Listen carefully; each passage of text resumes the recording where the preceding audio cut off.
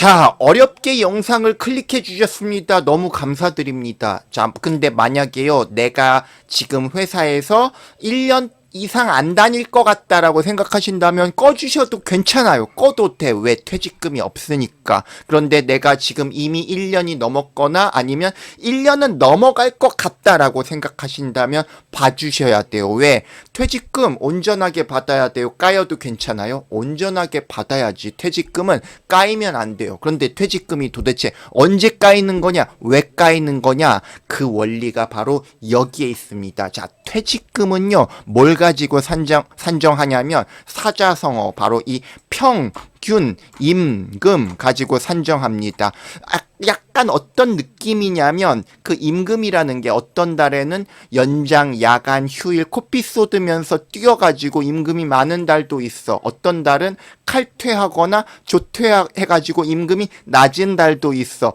이렇게 높은 달이 있고 낮은 달이 있고 높은 달이 있고 낮은 달이 있고 일정 시점 기준으로 커트해가지고 평균을 때린단 말이죠. 그러면 1일 평균 임금이 나온다. 그런데 이 평균 임금을 도대체 뭐 1년, 뭐 3년, 아니면 전 근속기간 가지고 산정하는 거냐? 아니, 너무나도 복잡하잖아. 그래서 퇴직 전에 3개월 가지고 산정을 한다. 퇴직 전 3개월. 그래서 이 퇴직금은 평균 임금 가지고 산정을 하잖아요. 그렇기 때문에 입사 후 3개월보다 더 중요한 것은 바로 퇴사 전 3개월입니다. 자, 퇴사 일자가 있어요. 어떻게? 타임머신 타고 3개월 뒤로 돌아가. 한 달, 두 달, 세 달 나오겠죠.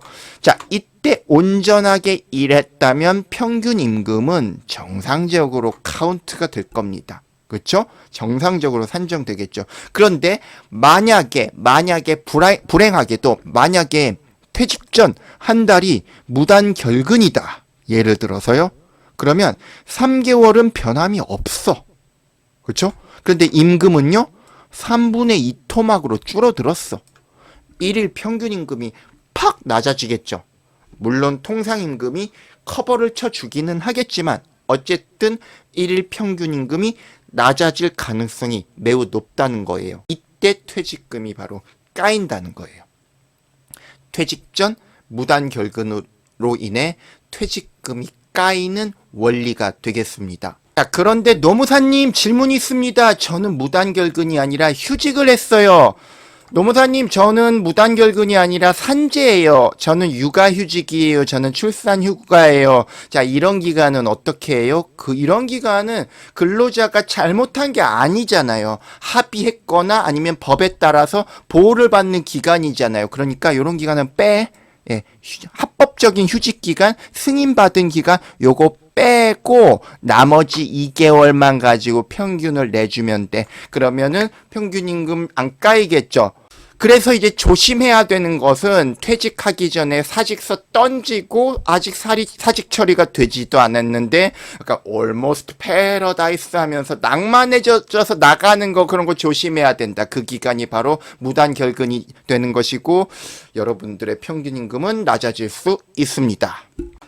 자, 오늘 두 줄 정리. 1. 퇴직금은 퇴직 전 3개월 평균 임금을 가지고 산정한다. 2. 퇴직 전 무단 결근은 평균 임금을 떨어뜨리고 결과 퇴직금을 까먹는다. 오늘 내용의 핵심을 정리드렸고요. 오늘 영상 끝까지 시청해 주셔서 감사드리고 다음 영상에서 뵙겠습니다. 감사합니다.